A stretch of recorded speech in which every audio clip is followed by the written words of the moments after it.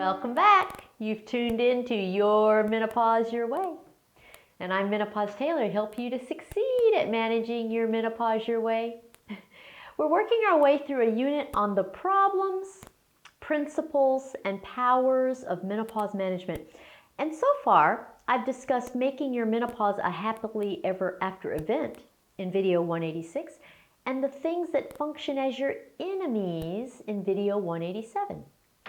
Everything in this unit of videos from 186 to 195 is designed to make you succeed with your menopause management. One of the things I find most upsetting is when a woman sets herself up for failure and disappointment. And what I mean by that is sometimes you can turn a perfectly good situation into a bad situation, all because you just had to do it a certain way in order to consider it a success. This topic reminds me of something I encountered all the time when I was practicing obstetrics. It's called a birth plan. So today I'm going to talk about your birth plan for menopause. And I'll utilize the birth plan for obstetrics as an example of what you should do and what you shouldn't do in planning your menopause management. If you have any intention of making any decisions whatsoever for the entirety of your menopausal life, you need to watch this video. And that means that every woman needs to watch it. It will save you so many headaches. As always, I like to start at the very beginning. The first thing you need to know is what a birth plan entails. A birth plan is a set of rules, guidelines, and wishes for the course of labor and the subsequent delivery of a baby. Now, I've taught you about guidelines before in video 91. Guidelines are a large part of medicine. They are a roadmap for doctors and patients. They dictate which patients should get which tests and when. They designate when your insurance will pay for a procedure. Basically, they're the rules of the game. If you don't play by the rules, your doctor doesn't offer you the treatment, or you don't get the treatment, or your insurance doesn't pay for the treatment. Guidelines are made by the governing bodies in medicine. And while they are not all medical entities, they all have a stake in the matter, one way or another. A birth plan is a bit different. The most significant way in which it's different is that it is not made by a medical entity. A birth plan is unique in that it is made solely by the patient, the pregnant patient. Here's how it works. At some point during her pregnancy, the patient sits down and writes out how she wants her labor and delivery to transpire. Now, this usually occurs long before delivery is imminent. Usually the woman is only about halfway through the pregnancy. She isn't to the point of being really uncomfortable or feeling like she'll do anything to get the baby out of her body. No, it's usually when she's still very idealistic about the whole thing. Her goal in making the birth plan is to tell the doctors, nurses, nurse midwives, and any other caregivers for her labor and delivery, her wishes and desires for her labor and delivery. In other words, it's her set of guidelines. It's her rules of the game.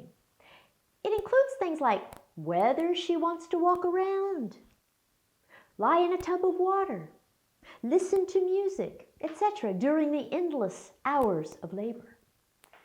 It includes whether or not she wants anything for pain relief, whether or not she wants her membranes ruptured, whether or not she wants to push standing up, squatting, or lying down, whether she wants to deliver in the bed or in a tub of water or some other place, whether or not she wants other individuals to coach her or witness the birth, how many people she'll allow in the room for delivery. Heck, I've seen birth plans that even designate what other people could or could not eat in the room during the patient's labor. You name it, I've seen it. By and large, the vast majority of birth plans are very restrictive. They tend to dwell on all the things they reject as possible options. Commonly, they look a lot like this.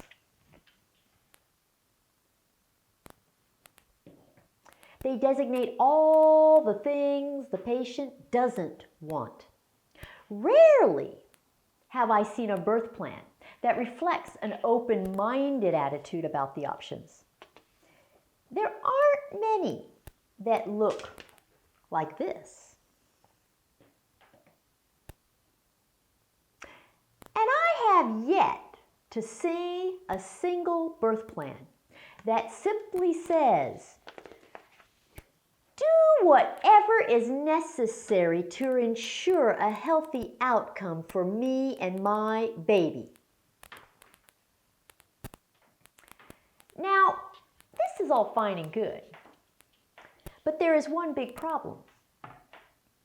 The patient knows absolutely nothing about labor or delivery. Most of the time, it's her first pregnancy.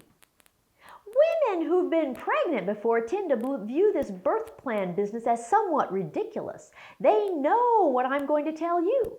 If you have no expertise in labor and delivery, have never experienced it before, and have no real control over it, a birth plan is worthless.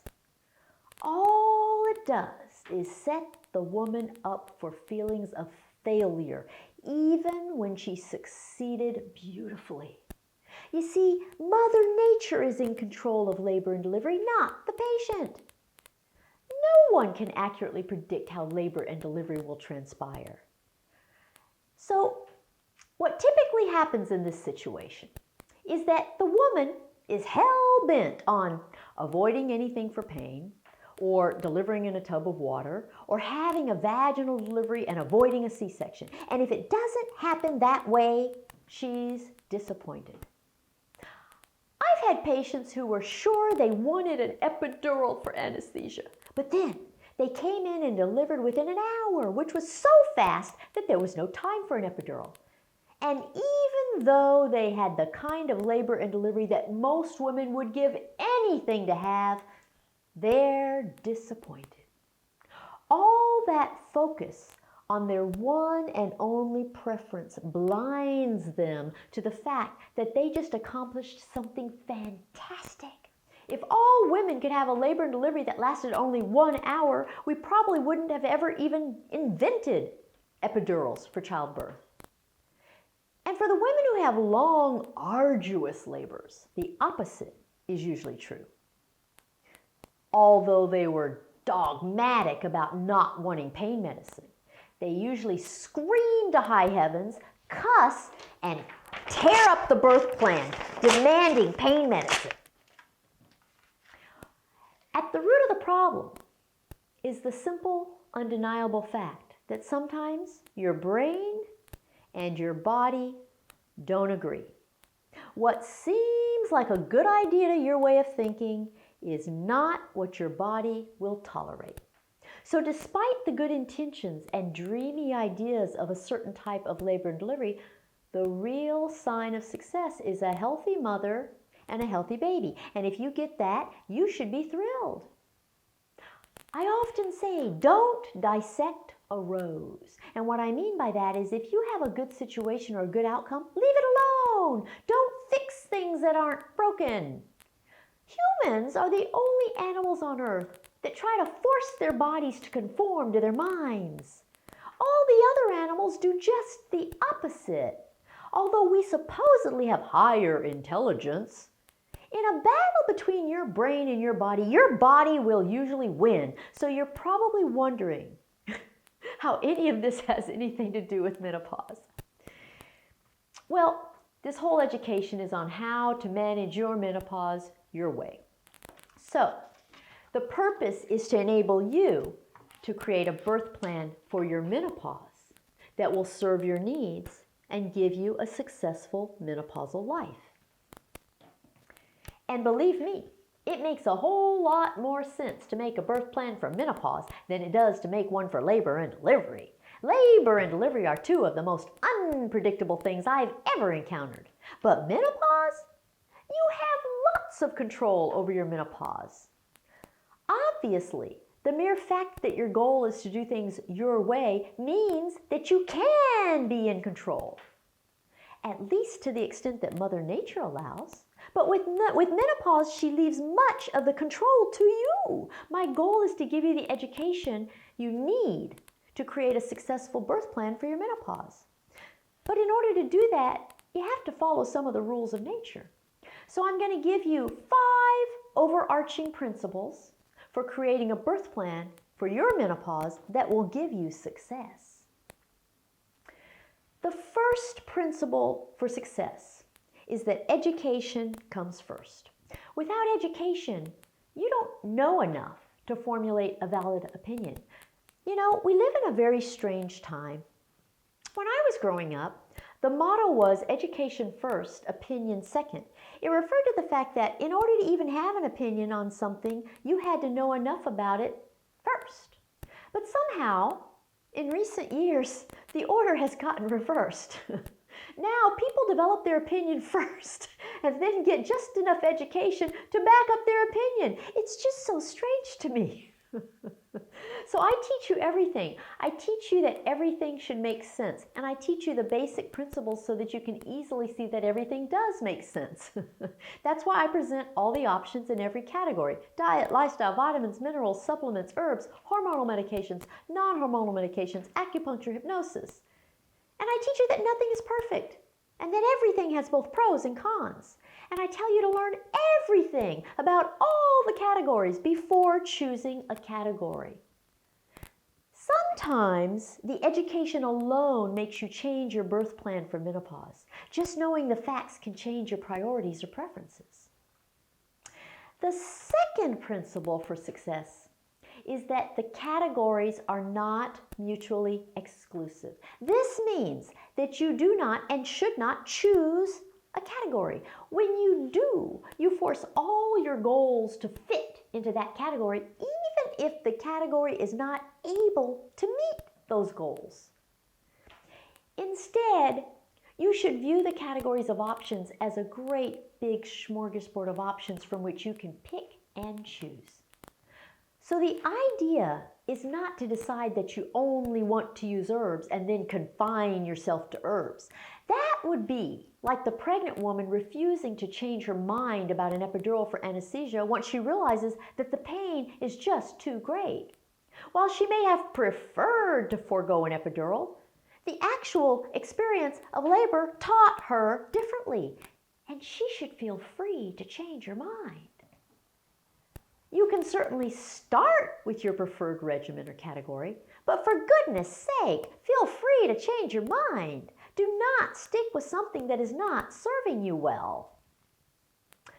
The third principle for success is that you do not get to make your own rules of nature. By this, I mean that there are some things you simply can't change, no matter how much you try. Some things are just rules of nature, and you have no say in the matter. So just get over yourself and accept them as they are. I see this one come into play most commonly when a woman does not want to take hormones. She decides that hormone replacement is bad and she refuses to use HRT. And because she refuses to use HRT, she decides that she will try to accomplish her goals using a healthy diet. And she insists that a healthy diet can take the place of her absent hormones. Well, I hate to be the bearer of bad news, but it can't. Hormones are hormones, and nutrition is nutrition, and ne'er the twain shall meet. It's fine to reject use of hormones and be satisfied with what a healthy diet can accomplish. But it's just plain fantasy to think that your diet can take the place of hormones. That's just magical thinking. The fourth principle for success in making your birth plan for menopause is to realize, just like the pregnant woman, that your brain and your body may not agree. So you may think it sounds better to use compounded hormones, but your body may disagree. They may not suffice in alleviating your symptoms of menopause or preventing the diseases associated with menopause. You may be an earth mother who swears by herbs but find that they do nothing to relieve your menopausal misery. If you have a situation like this, you have one of two choices. You can stick with what your brain wants and forfeit meeting your goals, or you can adjust your thinking to accommodate what your body wants. If you do decide to listen to your body, you have not failed. You've just found a different way to succeed. And hopefully, you won't tarnish the fact that you feel better in the long run. Don't be like the woman who delivers in an hour and feels disappointed that she didn't get her epidural. If you use trial and error, listening to your body, and doing what serves it best, you will find a successful outcome. Just don't get stuck in a way of thinking that traps you into a miserable menopause. And the fifth principle for success in making your birth plan for menopause is to have an open mind. Create a plan that looks like this.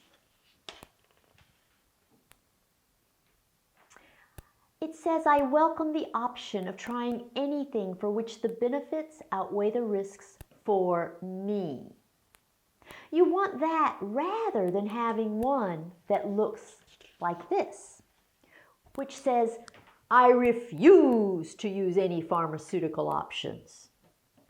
Or this, which says, I refuse to use any alternative options. Being closed to an option or a category of options outright limits your choices drastically.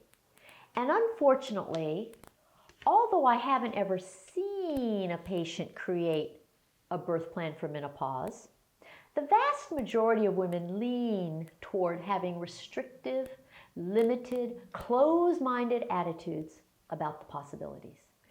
And the more closed-minded you are, the more dissatisfied you will be.